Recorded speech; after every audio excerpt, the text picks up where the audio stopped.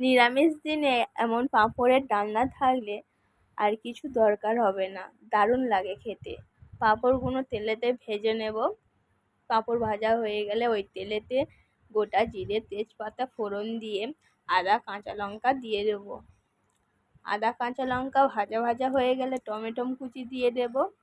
দিয়ে একটু ভেজে নিয়ে আলুর টুকরো করে রেখেছি দিয়ে দেব। আলুর টুকরোগুলো ভালো করে মশলার সঙ্গে কষিয়ে নেব, ভেজে নেব। লবণ, হলুদ, লঙ্কার গুঁড়ো দিয়ে দেব। সব কিছু ভালোভাবে কষিয়ে নেব।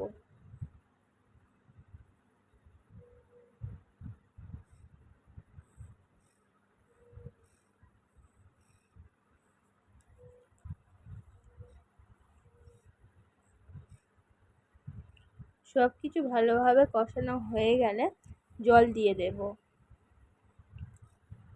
জল দিয়ে জিরে গুঁড়ো, গরম মশলা গুঁড়ো দিয়ে ফুটিয়ে নেব। তরকারি ভালোভাবে ফুটে গেলে ধনেপাতা কুচি দিয়ে দেব।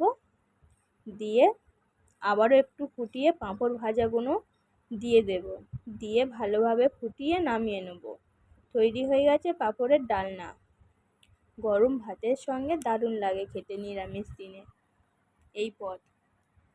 ধন্যবাদ।